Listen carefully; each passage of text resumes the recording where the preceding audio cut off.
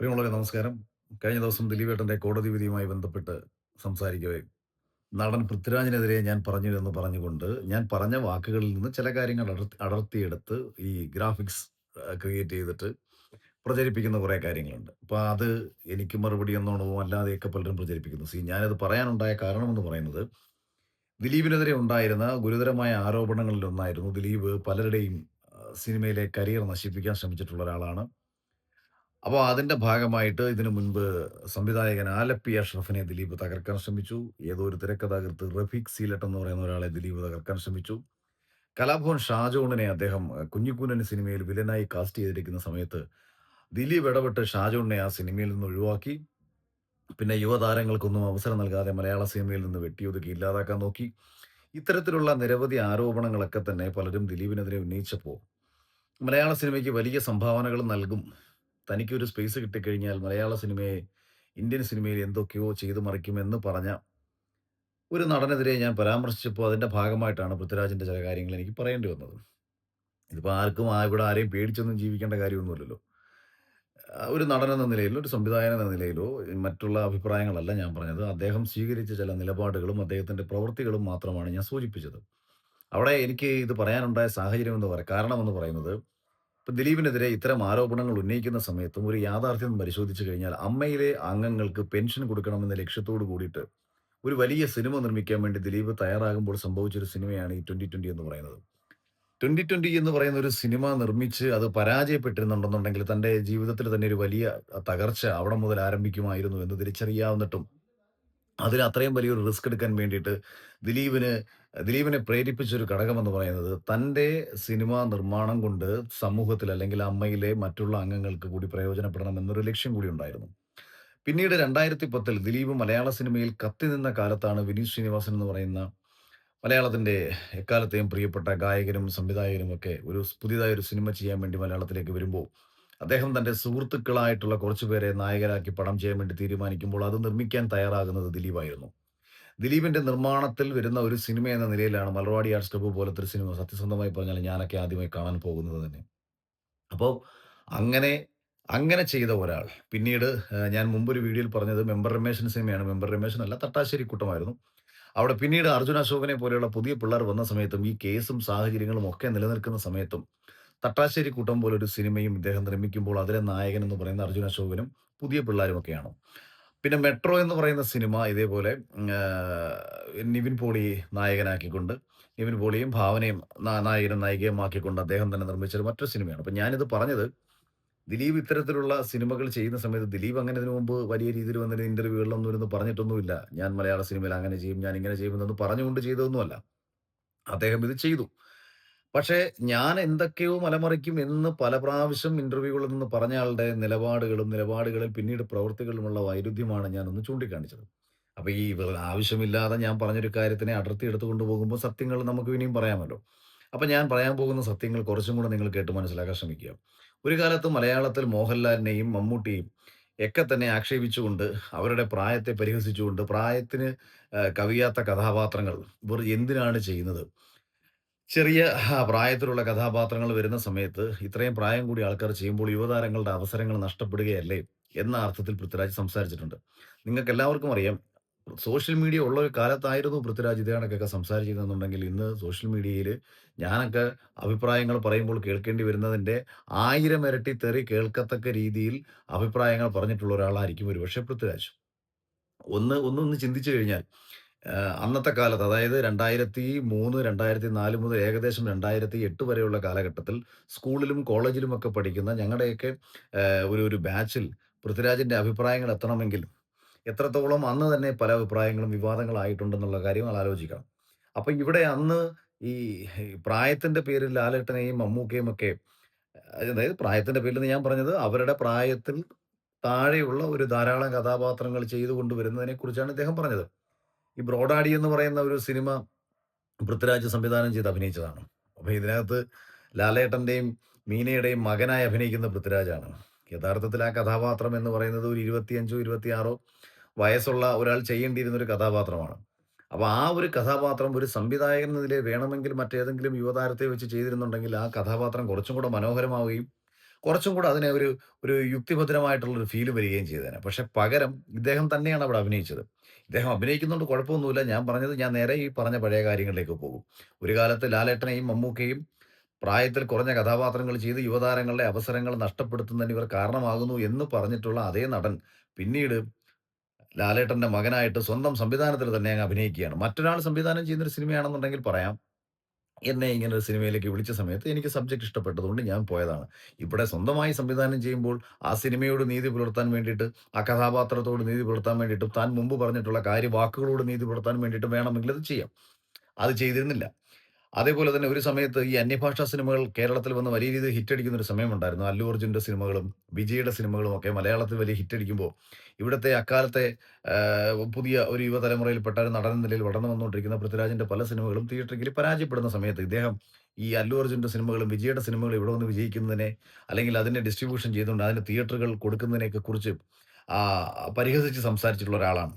അതായത് അന്യഭാഷാ സിനിമകളെക്കാട്ടിയും കൂടുതലും പ്രാധാന്യം മലയാള സിനിമകൾക്ക് കൊടുക്കണമെന്ന് പറഞ്ഞ് സംസാരിച്ച നടൻ പിന്നീട് കണ്ടത് അന്യഭാഷയിൽ നിന്ന് വരുന്ന സിനിമകളൊക്കെ തന്നെ ഇവിടെ കൊണ്ടുവന്ന് ഡിസ്ട്രിബ്യൂഷൻ നടത്തി മലയാളത്തിൽ ഇറങ്ങേണ്ട പല സിനിമകളുടെയും തിയേറ്ററിലേക്ക് വരാനുള്ള സാധ്യതകൾ കുറയ്ക്കത്തക്ക രീതിയിൽ വലിയ ഒരു ഡിസ്ട്രിബ്യൂഷൻ സംവിധാനം തന്നെ ഇദ്ദേഹം ഒരുക്കുന്നതാണ് നമ്മൾ പിന്നീട് കണ്ടത്. ഇവരെല്ലാം പിന്നീട് പോയിരുന്നിട്ട് ഇത് ഈ വേദികളിൽ നിന്ന് വലിയ രീതിയിൽ പുകഴ്ത്തി അടിക്കുന്നതും കണ്ടിട്ടുണ്ട്.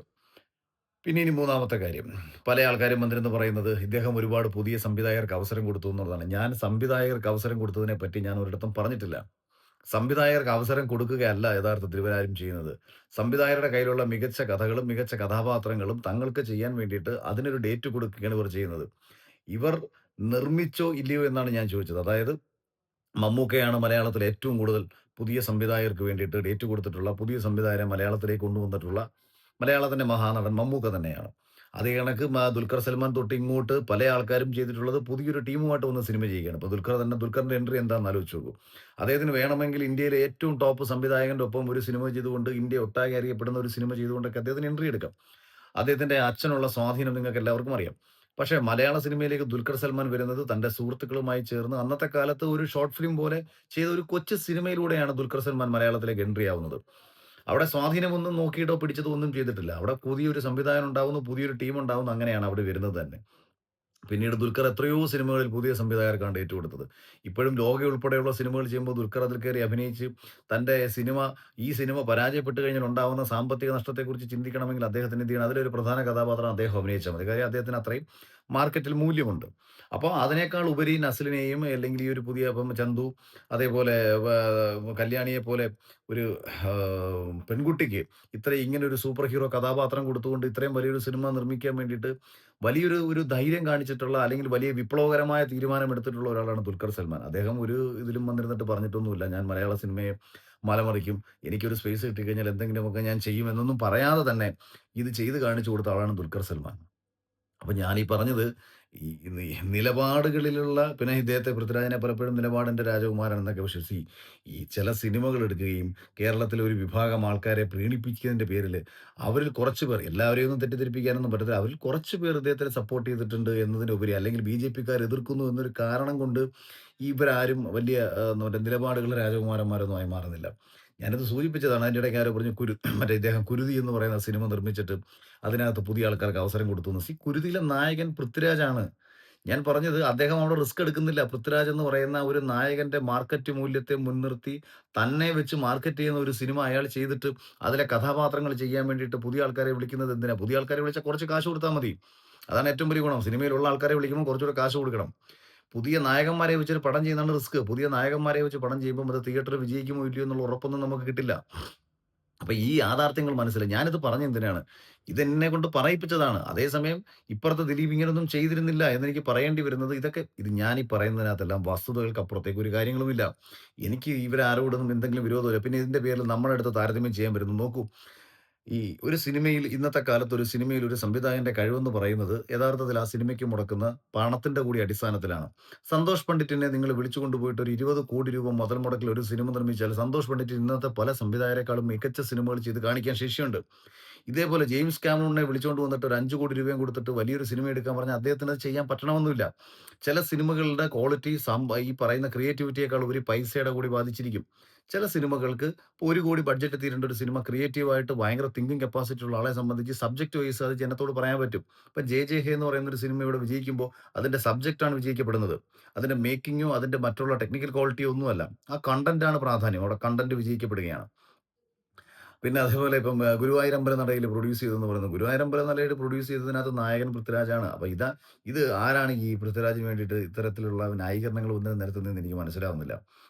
ഞാൻ അദ്ദേഹം മലയാള സിനിമയ്ക്ക് വേണ്ടിയിട്ട് പുതിയ തലമുറയെ വെച്ചിട്ട് പടം ചെയ്യണമെന്നൊന്നും പറയുകയല്ല. അദ്ദേഹത്തിന്റെ ജ്യേഷ്ഠൻ മലയാളത്തിലെ മികച്ച നടന്മാരിൽ ഒരാളാണ്. അപ്പോ ഒരു സമയത്ത് അല്ലെങ്കിൽ സാമ്പത്തിക സമ്പത്ത് കൊണ്ടായിട്ടുള്ള ക്രിയേറ്റീവ് മേഖലയിലായിക്കോട്ടെ, അദ്ദേഹത്തിന് എന്ത് വേണമെങ്കിലും മലയാളത്തിന് വേണ്ടി ചെയ്താൽ അദ്ദേഹത്തിന് ഒരു നഷ്ടങ്ങളും ഇവിടെ സംഭവിക്കത്തില്ല. താൻ തന്നെ ഒരിക്കൽ പറഞ്ഞിട്ടുള്ള വാചകങ്ങളോട് നീതി പുലർത്തണം എന്നുള്ള ചിന്തയുണ്ടായിരുന്നുണ്ടെങ്കിൽ അദ്ദേഹത്തിന് ഇതൊക്കെ പറയാം. അപ്പൊ ഇത് ചെയ്തിരുന്നില്ല എന്ന് ഞാൻ പറയുകയായിരുന്നു. അത് പറയേണ്ടി വന്നത് ഇത്തരത്തിലൊരു സാഹചര്യത്തിലാണ്. ഇപ്പൊ ചെയ്തുകൊണ്ടിരിക്കുന്നത് എന്താണ്? തന്റെ അവസരങ്ങൾ തേടി മുംബൈയിൽ പോയിട്ട് അവിടെ നിന്ന് ഹിന്ദിയില് നമ്മള് ഈ ചെയ്തിട്ടുള്ള സിനിമകളും കഥാപാത്രങ്ങളും കണ്ടാൽ കോമാളിത്തരങ്ങൾ എന്ന് തോന്നിപ്പിക്കത്തക്ക കഥാപാത്രങ്ങളാണ് ചെയ്തുകൊണ്ടിരുന്നത്. ഞാൻ പൃഥ്വിരാജ് എന്ന് പറയുന്ന ഒരു നടനെ വലിയ രീതിയിൽ ഇഷ്ടപ്പെട്ടിരുന്നത് ഏകദേശം 2010 ഇന്ത്യൻ റുപ്പിയോട് കൂടിയിട്ടൊക്കെ ഏറെക്കുറെ അവസാനിച്ചു. അതിനുശേഷം അദ്ദേഹത്തിലൊരു നല്ല കഥാപാത്രത്തെ ആസ് ആൻ ആക്ടർ കാണാൻ കഴിഞ്ഞത് അയ്യപ്പനും കോശിയിലെ ഒരു കഥാപാത്രത്തിൽ മാത്രമാണ്. ഏകദേശം സ്വഭാവത്തോട് ചേർന്ന് നിൽക്കുന്ന ഒരു കഥാപാത്രം ചെയ്തു. ചെയ്ത കഥാപാത്രം മനോഹരമായിട്ട് ചെയ്തു. അതിനപ്പുറത്തേക്ക് എല്ലാ സിനിമകളിലും ഒരേപോലുള്ള ഭാവാഭിനയങ്ങളും, കൃത്രിമത്വം നിറഞ്ഞ അഭിനയങ്ങളും, നാടകം എന്ന് തോന്നിപ്പിക്കത്തക്ക സംഭാഷണ ഡെലിവറികളും ഒക്കെ തന്നെയാണ് പല കഥ അതിന്റകത്ത് അതാണ് അദ്ദേഹം ആസ് എ നടൻ എന്ന രീതിയിൽ ചെയ്തു വെച്ചേക്കുന്നത്. ഇതെന്തുകൊണ്ടാണെന്ന് പറഞ്ഞു കഴിഞ്ഞാൽ, ഇതെന്തുകൊണ്ടാണ് സംഭവിച്ചത്? 2010 വരെ അദ്ദേഹം സംവിധായകന്റെ നടനായിരുന്നു. അതുകൊണ്ട് സംവിധായകന്റെ കാഴ്ചപ്പാടിലുള്ള കഥാപാത്രങ്ങളെ ഒരു നടൻ എന്ന നിലയിൽ മികച്ച രീതിയിൽ ചെയ്തു. നന്ദനം മുതൽ ഏകദേശം ഇന്ത്യൻ റുപ്പി വരെ മികച്ച രീതിയിൽ ഒരു നടൻ എന്ന നിലയിൽ അദ്ദേഹം തന്റെ കഥാപാത്രങ്ങൾ പെർഫോം ചെയ്തപ്പോൾ, പ്രത്യേകിച്ച് വാസ്തവം, വർഗ്ഗം തുടങ്ങിയ സിനിമകളൊക്കെ അതിഗംഭീരമായിട്ടുള്ള പെർഫോമൻസ് ആണ്. തിരക്കഥ സിനിമ തുടങ്ങിയ സിനിമകളില് ഈവൻ എനിക്ക് ഇന്ത്യൻ റുപ്പിയിലെ കഥാപാത്രം ഭയങ്കര ഇഷ്ടപ്പെട്ട കഥാപാത്രമാണ്. പക്ഷെ പിന്നീട് ഇങ്ങോട്ട് ഇദ്ദേഹത്തിന് തന്നെ തോന്നി പുള്ളി വലിയ സംവിധായകനായി, അല്ല പുള്ളിക്ക് വലിയ കാര്യങ്ങളൊക്കെ അറിയാം, മറ്റേതാണ് മറിച്ചതാണ്. അതുകൊണ്ട് തന്നെ പിന്നീട് അദ്ദേഹം കൊടുത്ത സംവിധായകന്മാരുടെയൊക്കെ ഡേറ്റുകളിൽ ഇദ്ദേഹം തന്നെ കയറി സംവിധാനം ചെയ്യാൻ തുടങ്ങി. ഈ സംവിധായകന്മാരെ മുൻനിർത്തി ഒരു നടൻ സംവിധാനം ചെയ്യുമ്പോൾ വരുന്നൊരു കുഴപ്പമെന്ന് പറഞ്ഞാൽ, ഈ നടനെ നിയന്ത്രിക്കാൻ മറ്റാരും ഇല്ലാതെ വരുമ്പോൾ ഈ നടൻ എല്ലാ സിനിമകളിലും ഒരേപോലെ നിന്ന് പെർഫോം ചെയ്യും. ഇപ്പൊ നിങ്ങൾ നോക്കൂ, ഇപ്പൊ ഷാജി കൈലാസിന്റെ സിനിമയിൽ മോഹൻലാൽ മീശ പിടിച്ച് അഭിനയിച്ചിട്ടുണ്ട്. ഐ.വി. ശശിയുടെ സിനിമയിൽ മോഹൻലാൽ മീശ പിടിച്ച് അഭിനയിച്ചിട്ടുണ്ട്. മറ്റേ ഭദ്രൻ സാറിന്റെ സിനിമയിൽ അദ്ദേഹം മീശ പിരിച്ച് അഭിനയിച്ചിട്ടുണ്ട്. ഉസ്താദ് പോലത്തെ സിനിമയിലും സിബി മലയിൽ സംവിധാനം ചെയ്ത സിനിമയിൽ അദ്ദേഹം മീശ പിരിച്ച് അഭിനയിച്ചിട്ടുണ്ട്. അങ്ങനെ പല ജോഷി സാറിന്റെ പടത്തിൽ അദ്ദേഹം മീശ പിരിച്ച് അഭിനയിച്ചിട്ടുണ്ട്. അപ്പൊ ഇങ്ങനെ പല സിനിമകളിൽ മീശ പിരിച്ച് അഭിനയിച്ച ലാലേട്ടൻ, ഏകദേശം രൂപത്തിൽ വലിയ വ്യത്യാസമൊന്നുമില്ലാതെ അഭിനയിച്ച ലാലേട്ടൻ നിങ്ങൾക്ക് ഏതെങ്കിലും ഒരു പോയിന്റിൽ ഒരു കഥാപാത്രത്തോട് അദ്ദേഹത്തിന് സാമ്യതയുണ്ടാകുമെന്ന് തോന്നുന്നോ? രാവണപ്രഭുവിലെ ലാലേട്ടനെ സംവിധാനം ചെയ്തത് രഞ്ജിത്താണ്. രാവണപ്രഭുവിലെ കഥാപാത്രത്തിനോട് ഏതെങ്കിലും രീതിയിൽ സാമ്യം ദേവാസുരത്തിലെ കഥാപാത്രത്തിന് തോന്നുമോ? തോന്നില്ല. എന്നാൽ രൂപത്തിലൊക്കെ ഈ പല കഥാപാത്രങ്ങൾക്കിടയിലും വലിയ വ്യത്യാസമൊന്നും ഇല്ലാതാനും. അപ്പൊ അത് എന്തുകൊണ്ടാണെന്ന് പറഞ്ഞാൽ, ഷാജി കൈലാസിന്റെ മീശ പിരിയൻ കഥാപാത്രങ്ങളിൽ ഷാജി കൈലാസ് എന്ന് പറയുന്ന സംവിധായകൻ തന്റെ കഥാപാത്രത്തെ കാണുന്ന കാഴ്ചപ്പാടിലല്ല ജോഷി എന്ന് പറയുന്ന സംവിധായകൻ നരലിനെ വേലായുധനെ കാണുന്നത്. അങ്ങനല്ല ഭദ്രൻ എന്ന് പറയുന്ന സംവിധായകൻ സ്ഫടികത്തിലെ ആടുതോമയെ കാണുന്നത്. അതുകൊണ്ട് തന്നെ ഓരോ സംവിധായകനും തന്റെ കാഴ്ചപ്പാടുകൾക്കനുസരിച്ച് ഈ നടന്റെ ഭാവാഭിനയങ്ങളിലും, രൂപത്തിലും, നടത്തത്തിലും, പെരുമാറ്റത്തിലുമൊക്കെ മാറ്റം കൊടുക്കാൻ ശ്രമിക്കുമ്പോൾ, ഒരു നടൻ അത് ഉൾക്കൊള്ളുമ്പോൾ നമുക്ക് വ്യത്യസ്ത കഥാപാത്രങ്ങളായിട്ട് ഫീൽ ചെയ്യും. അതേസമയം ഇതേ സംവിധായകന്മാരുടെ ഒരേ സിനിമകൾ നിങ്ങൾ എടുത്തു വെച്ച് നോക്കൂ. ഇപ്പം നരസിംഹമായിക്കോട്ടെ, നാട്ടുരാജാവായിക്കോട്ടെ, താണ്ഡവമായിക്കോട്ടെ, ഈ സിനിമകളിലൊക്കെ തന്നെ മോഹൻലാലിന്റെ മീശ പിരിയൻ കഥാപാത്രങ്ങൾക്ക് സമാനമായിട്ടുള്ള ഷെയ്ഡുകളുണ്ട്. കഥാപാത്രങ്ങളുടെ വ്യത്യാസം നമുക്ക് സിനിമകളുടെ ടോട്ടാലിറ്റിയിൽ നിന്ന് മാത്രമാണ് നമുക്ക് വായിച്ചെടുക്കാൻ പറ്റുക. ലാലേട്ടനെ മാത്രം നോക്കിക്കഴിഞ്ഞാൽ ഭയങ്കര സാമ്യത നമുക്ക് ഫീൽ ചെയ്യും. കാരണം എന്താ? അത് ഷാജി കൈലാസ് എന്ന് പറയുന്ന സംവിധായകൻ തന്റെ കഥാപാത്രത്തെ എല്ലാ സിനിമകളിലും ഒരേ രീതിയിൽ പോർട്രേറ്റ് ചെയ്തതിൽ പറ്റിയ പ്രശ്നമാണ് മീശ പിരിയൻ കഥാപാത്രങ്ങളെ. അതേപോലെ തന്നെ റിപ്പിറ്റേഷൻ നമുക്ക് ഒരേ സംവിധായകൻ ചെയ്യുന്ന സിനിമകളിൽ നമുക്ക് ഫീൽ ചെയ്യും. പക്ഷേ വ്യത്യസ്ത സംവിധായകരുടെ സിനിമകളിൽ വ്യത്യസ്ത കഥാപാത്രങ്ങൾ ചെയ്യുമ്പോൾ ഇതിൽ വ്യത്യാസമുണ്ടാവും. ഇവിടെയാണ് പൃഥ്വിരാജ് തന്റെ അഭിനയത്തെ രംഗത്തേക്ക് കടക്കുന്ന സമയത്ത് പുതിയ സംവിധായകന്മാർ വരുമ്പോൾ അവരുടെ കാഴ്ചപ്പാടിനനുസരിച്ച് പെർഫോം ചെയ്യുന്നതിന് പകരം ഇദ്ദേഹത്തിന് തോന്നിയത് ഇദ്ദേഹം പെർഫോം ചെയ്ത് വെച്ചിട്ട് ഇവരോട് പോയിട്ട് ഓക്കെ അല്ലേ എന്ന് ചോദിക്കുമ്പോൾ ഇവർക്ക് മറുപടി പറയാൻ പറ്റാതിരിക്കുകയും സ്വാഭാവികമായിട്ടും നമുക്ക് എല്ലാ സിനിമയിലും ഇദ്ദേഹത്തിൻ്റെ അഭിനയത്തെ ഒരേപോലെ ഫീൽ ചെയ്യും. അപ്പോൾ ഇദ്ദേഹം എന്ന് പറയുന്ന നടനെ ഒരു സംവിധായകൻ നിയന്ത്രിക്കാതിരിക്കത്തക്ക സാഹചര്യം ഇദ്ദേഹം സ്വയം സൃഷ്ടിച്ചെടുത്തത് ഇദ്ദേഹത്തിന് ഈ മേഖലയിലെല്ലാം അറിവുണ്ട്. ഞാനിതെല്ലാം നിയന്ത്രിച്ചോളാം എന്ന് പറയുന്നത് കൊണ്ടാണ്. ഒരുപാട് വലിയ ക്യാമറമാന്മാരോടൊക്കെ പോയിട്ട് പണ്ട് അഭിപ്രായം പറഞ്ഞിട്ട് അവര് പറഞ്ഞിട്ടുണ്ട്. ഈ രീതിയിൽ എനിക്കൊന്ന് ചെയ്ത് നോക്കൂ എന്നൊക്കെ പറഞ്ഞിട്ട് ഇദ്ദേഹത്തിന്റെ പാട് നോക്കി പോയിട്ടുണ്ട്. പിന്നീട് ഇപ്പം നമ്മുടെ ലൂസിഫർ എന്ന് പറയുന്ന ഒരു സിനിമ ഒരുപാട് ഹിറ്റായിട്ടുള്ള സിനിമകളുടെ കഥകളിൽ നിന്ന് പോർട്രേറ്റ് ചെയ്യപ്പെട്ട ഒരു സിനിമ ഇവിടെ കൊണ്ടുവന്ന് അത് വലിയ രീതിയിൽ വിജയിച്ചു എന്ന് പറഞ്ഞ ഒരൊറ്റ കാരണം കൊണ്ടാണ് ഇദ്ദേഹത്തെ എന്തോ വലിയ സംവിധാനമായിട്ട് ചിത്രീകരിച്ചിട്ട് വെച്ചിട്ടുള്ളത്. അല്ലാതെ ആസ് എ ഫിലിം മേക്കർ അദ്ദേഹം പറയുന്ന കാര്യങ്ങളോട് നീതി പുലർത്തത്തക്ക ഒരു വലിയ ഫിലിം മേക്കർ പോലും അദ്ദേഹമല്ല. മലയാളത്തിലെ പുതിയ തലമുറയിൽപ്പെട്ട സംവിധായകരുമായി താരതമ്യം ചെയ്താലും, പഴയ സംവിധായകരുമായിട്ട് താരതമ്യം ചെയ്താലും അദ്ദേഹം അത്ര വലിയ ഫിലിം മേക്കറുമല്ല. ഇത് ഞാനിത് പറയുന്നത് എനിക്ക് ഇപ്പം നമുക്ക് ഇദ്ദേഹത്തോട് അസൂയ തോന്നുന്നത് ഇദ്ദേഹമൊക്കെ എത്രയോ ഉയരങ്ങളിലാണ്. ആ മേഖലയിൽ ഏറ്റവും ടോപ്പ് ലെവലിൽ നിൽക്കുന്ന ആൾക്കാരാണ് ഇവരെല്ലാവരും. പക്ഷേ ഇത് ഒരു പർട്ടിക്കുലർ വിഷയത്തിൽ എനിക്കിത് പറയുമ്പോൾ, ഇദ്ദേഹത്തെ ഇഷ്ടപ്പെടുന്ന ആൾക്കാർ തെറ്റിദ്ധരിക്കപ്പെട്ട് എൻ്റെ അടുത്ത് വന്ന് സംസാരിക്കുമ്പോൾ, ഈ മറുപടി പറയേണ്ട സാഹചര്യം നിങ്ങൾ ഒരുക്കി വെക്കുന്നതാണ്. ഇപ്പോൾ കുറച്ച് പേർ വന്നിട്ട് കമന്റ് സെക്ഷനിൽ എന്നെ തെറിവിളിച്ചു കഴിഞ്ഞാൽ ഞാൻ പേടിച്ചു പോകുന്ന ആളൊന്നുമല്ല. എനിക്ക് ഇവന്മാരുടെ ആരെയും ഔദാര്യം പറ്റി ജീവിക്കേണ്ട ആവശ്യവുമില്ല. എൻ്റെ ജീവിതം വേറെ ആരുടെയും മുന്നിൽ തലകുനിക്കാതെ അഭിമാനത്തോടെ മുന്നോട്ട് കൊണ്ടുപോകാനും, ഞാൻ ആഗ്രഹിക്കുന്ന കാര്യങ്ങളൊക്കെ എനിക്ക് ചെയ്യാനും, ഞാൻ ആ രീതിയിൽ മുന്നോട്ട് ഇനി ഇതെല്ലാം നഷ്ടപ്പെട്ടിട്ട് സാധാരണക്കാരനെ പോലെ തന്നെ ജീവിക്കേണ്ടി വന്നാലും നമ്മളങ്ങ് ജീവിക്കും. അതുകൊണ്ട് ഈ കാര്യങ്ങൾ മനസ്സിലാക്കി സംസാരിക്കുന്നവരോട് സംവദിക്കാനാണ് ഞാൻ ഏറ്റവും കൂടുതൽ ആഗ്രഹിക്കുന്നത്. Thank you.